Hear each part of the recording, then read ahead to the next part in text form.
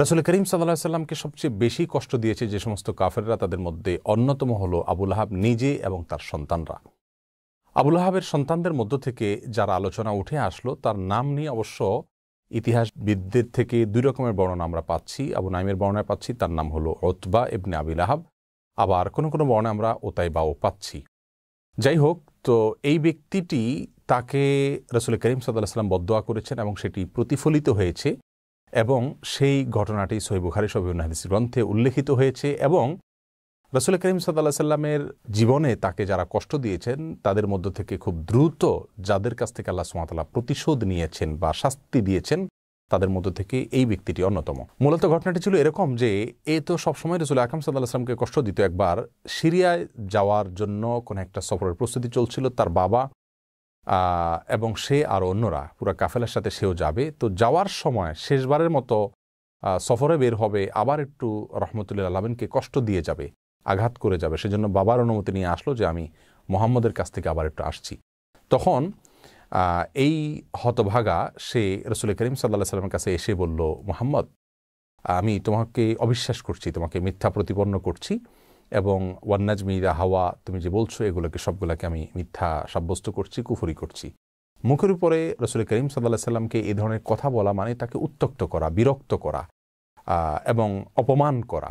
শুধু এইটুকু করেই যদি ক্ষান্ত হতো তাহলে তো ব্যাপারটি এত দূর গিয়ে গোড়াতো না, বরং এ কথা বলার পর সে এই দুর্ভাগা রাসূল করিম সাল্লাল্লাহু আলাইহি সাল্লামের মুখের দিকে লক্ষ্য করে থুতু নিক্ষেপ করেছে।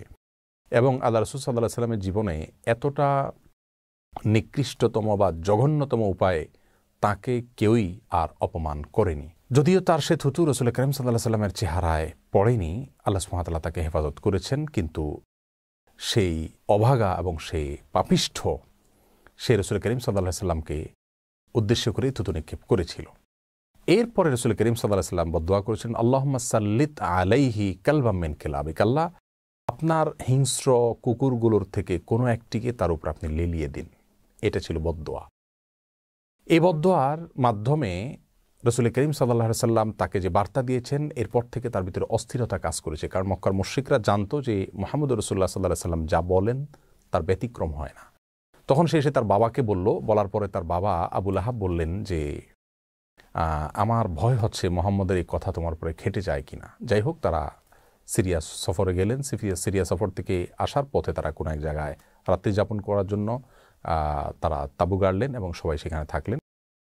সবাই সেখানে অবস্থান করার পর আবু লাহাবের এই ছেলেকে হেফাজত করার জন্য আবু লাহাব নিজে এবং অন্য সবাই মিলে, যেহেতু একটা ভয় আছে, তাদের আতঙ্ক আছে সফরে কি হয় না হয়, যেহেতু মুহাম্মদ সাল্লাল্লাহু আলাইহি ওয়াসাল্লাম তার জন্য বদদোয়া করেছেন ইতিমধ্যে, এই জন্য তাকে তাদের যে সফর থেকে তারা যে মালসামান আনছিল সেই স্তূপের আড়ালে এক জায়গায় আলাদা শুয়েছিল। কোনো কোনো বর্ণনা আসছে যে সবার মধ্যখানে শুয়েছিল। তো বেশ কিছুক্ষণ চলে যাওয়ার পরে একটি হিংস্র বাঘ হঠাৎ করে তারা দেখতে পেলেন। মানুষ তখন সফরে উন্মুক্ত জায়গাতেই আশ্রয় গ্রহণ করতো বা থাকতো, রাত কাটাতো। তারা যখন দেখতে পেল যে একটি বাঘ আসছে, সবাই খুব ভীত সন্ত্রস্ত অবস্থায় প্রস্তুত নিয়ে থাকলো যে বাঘের গতি প্রকৃতি কি হয়, এবং সবাই ভয়ের মধ্যে থাকলো। বাঘটি এসে যারা শুয়ে আছে তাদের প্রত্যেকের শরীরকে শুকলো, শুকে শুকে শুকে শুকে একজন করে শুকে সবাইকে ছেড়ে দিল।